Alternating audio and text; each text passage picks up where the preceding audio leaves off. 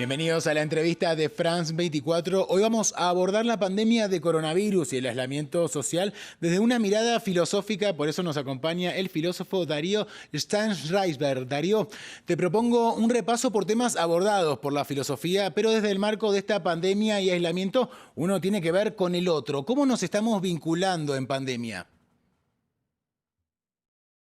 Creo que sobre todo aquellas sociedades que apostaron a la cuarentena en relación con la salida, la posibilidad de resguardarse de la pandemia, la cuarentena supone un aislamiento donde obviamente el otro es un agente de contagio permanente e inminente. Entonces, dos preocupaciones rápidas. Una, la pandemia en algún momento se controlará o terminará, pero esa forma de relacionarnos con el otro como si fuese un agente de contagio inminente, lamentablemente creo que va a quedar. Entonces va a haber algo de la desarticulación del lazo social que me preocupa, porque vamos a estar siempre en relación con el otro desde el punto de vista de la amenaza, del miedo, ¿no? Y eso me hace pensar hasta qué punto la figura de la otredad no fue siempre una figura de un agente de contagio, ¿no? Digo, antes de la pandemia, en aquellas sociedades en las que al otro se lo niega, se le escapa y sobre todo se lo busca como desarmar, desotrar, decimos en filosofía, tal vez, digamos, podríamos pensar que antes de la pandemia ya era alguien a quien le huíamos o le rehuíamos por lo que desde su otredad podía traernos de contaminación. Entonces, no es casual que las metáforas sean las mismas. Yo creo que en esta pandemia es interesante separar lo que por un lado trae la enfermedad, el virus en términos médicos de enfermedad, de lo que son por otro lado las representaciones sociales que hacemos de esa enfermedad, de cómo reaccionamos y de cómo se van reconfigurando nuestras relaciones con los otros. Ahora, Darío, este contexto nos permite poner el foco en otro tema, el tiempo, ¿no? Su concepción, su uso. Según muchos, vivimos bajo un imperativo de usarlo de manera productiva. ¿Qué sucede en cuarentena con el tiempo? La productividad básicamente es un valor que lo que hace es como, digamos, minimizar lo que uno puede generar de densidad o de intensidad en las prácticas que está haciendo, porque piensa todas las prácticas en función de un cálculo estratégico que tiene que ver con cierta ganancia propia o expansión de lo propio. Y entonces es como que se deflaciona el momento. Todo lo que hacemos es más bien en virtud de una especie de cadena de montaje que va produciendo esa especie como de plusvalía existencial hacia el futuro. Estamos invirtiendo. Esa es la vida normalizada. O sea, invertir hacia un futuro que increíblemente nunca se realiza. Entonces, me parece que con la cuarentena, más allá de los propósitos de la cuarentena, hay un colapso en nuestra percepción del tiempo, porque esa productividad no la podemos como traer adentro de los hogares, porque obviamente tiene que ver más bien con las prácticas sociales y de esas relaciones con el otro y con lo que una sociedad pide de uno. Entonces hay muchas familias que lo que tratan es como de hacer productiva la cuarentena, increíblemente porque, digamos, lo que se abre con la cuarentena es un tiempo distinto, ¿no? Digo, es un tiempo distinto porque ya no está ese imperativo de la productividad y entonces es una oportunidad en un tiempo desquiciado, en un tiempo que se detiene, ¿no? Tiempo fuera de quicio, decía Shakespeare en Hamlet, cuando ve al fantasma de su padre. Yo creo que somos medios fantasmas en esta vida confinada y entonces hay algo de ese tiempo productivo que ya no tiene sentido y nos puede dar la opción o la oportunidad de conectar con otra dimensión del tiempo, más cualitativa, ¿no? Como más ligada a la búsqueda, si querés, de una introspección, de cosas, digamos, y de acciones que no hacíamos en nuestra vida normal. Pero bueno, eso es esa forma es la que cada uno puede llevarse en la cuarentena en la que vive. Digo, también es muy, muy difícil poder realmente con todo lo que esto implica, respirar y tener la posibilidad de encontrarle una salida. Ahora, Darío, la pandemia coloca a los estados en un lugar de enorme vigilancia y a los ciudadanos observados desde muchos lados, ¿no? Como de una manera panóptica. ¿Estamos viendo el disciplinamiento social más explícitamente que nunca? Eh, a mí me preocupa más que el Estado, que siempre nos preocupa, sobre todo en sus desbordamientos, ¿no?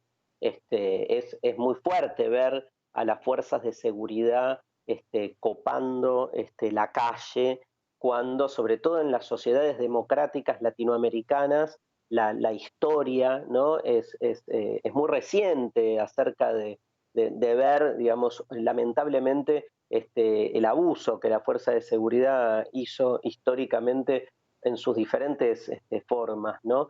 Digo, hoy son claves como para ordenar la cuarentena, pero como por suerte seguimos luchando por una sociedad democrática, la ciudadanía democrática implica también el control cruzado y que esas fuerzas de seguridad estén claramente subordinadas al poder político. Un poder político, repito, democrático. Entonces, es fundamental ahí que el Estado cumpla con su rol. Cumplir con su rol significa claramente que no se generen estos desbordamientos, ¿no?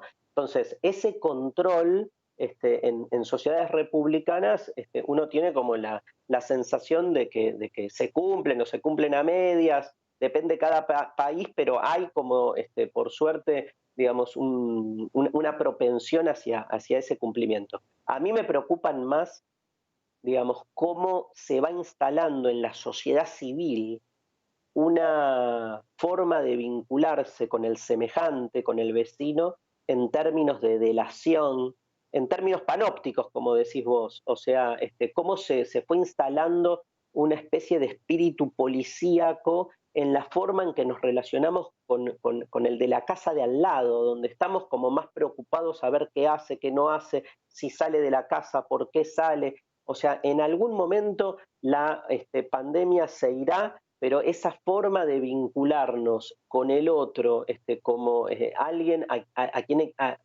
hay que estar siempre, digamos, vigilando, seguramente va a quedar. Y entonces toda esa riqueza que las sociedades fueron ganando para sí en términos de apertura, de vínculo con las necesidades del otro, ¿no? Se van a ir perdiendo.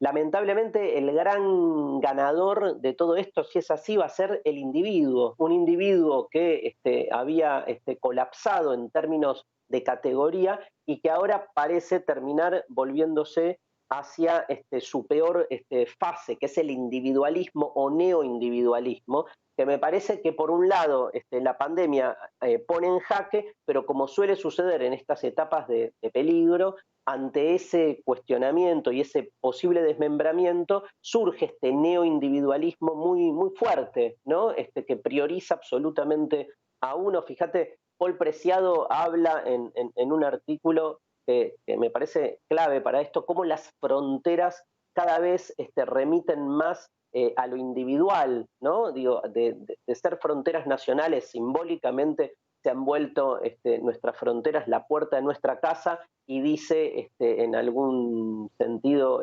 Preciado, hasta se han vuelto nuestro tapabocas, ¿no? Nuestra mascarilla. Entonces ahí hay un lugar que ocupa el individuo en su exacerbación como individualismo, ojalá no, pero me parece que va a ser como una de las consecuencias graves una vez que todo esto pase.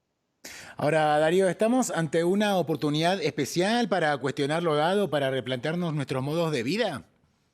Eh, Obviamente se abre una situación en la cuarentena donde si uno pudiese separar todo esto que hablamos en relación al confinamiento como desmembramiento del lazo social, en paralelo a eso es cierto que disponemos de un tiempo otro para rever muchas de nuestras prácticas y rituales cotidianos. Hay algo de la cotidianidad que se desplaza. Me parece que entonces este tiempo de introspección jugada tiene que ver con que nos sobra el tiempo, ¿no? Y esa sobra, ese resto de tiempo, Pensá que la palabra resto se asocia o deriva de resta como lo contrario a sumar, a ganar, ¿no? Digo, esta idea diferente de no estamos ganando tiempo, estamos restando a ese tiempo productivo que parecería ponernos más en una exterioridad donde uno se vuelve más un producto al servicio, ¿no? de la construcción de ganancias, de aprovechamientos. Acá me parece que es al revés, o sea, estamos de repente en una zozobra existencial donde nos quedamos perplejos con un tiempo que en vez de ir para adelante se nos abre para adentro, y en el interior nuestro nos encontramos con que todos esos modelos normalizados de lo que se supone que tiene que ser uno mismo explotan por todos lados, ¿no? Digo, este tiempo de introspección jugada nos encuentra con una interioridad abismal. Nos vamos dando cuenta que hasta ahora venimos siendo productos de otros, ¿no? Que la subjetividad, lo que yo creo que soy y que pienso de mí mismo, lamentablemente no surge de una decisión autónoma, de una práctica libre, sino más bien, lamentablemente, somos producidos, construidos por fuerzas que de algún modo nos exceden. Por suerte podemos como despegarnos un poco y generar alguna tensión, y creo que estos tiempos son tiempos que nos permiten esa revisión como una toma de conciencia más exacerbada de lo normal, ¿no? Porque como las condiciones cambian, podemos de algún modo, como decía Platón, del primer filósofo, Tales de Mileto, cuando cuenta su historia, dice, caminaba por la calle y levantaba la mirada, ¿no? Entonces era visto en su pueblo como el que siempre miraba para arriba, como para poder ver, digamos, no sé, tener una mirada diferencial de lo cotidiano. Ahora, por mirar mucho para arriba, se caían todos los pozos. Tal vez esa paradoja, esa tensión, hoy esté más presente que nunca. Darío, muchísimas gracias por este diálogo con France 24 y a nuestra audiencia los invitamos a continuar informándose en el resto de nuestra programación.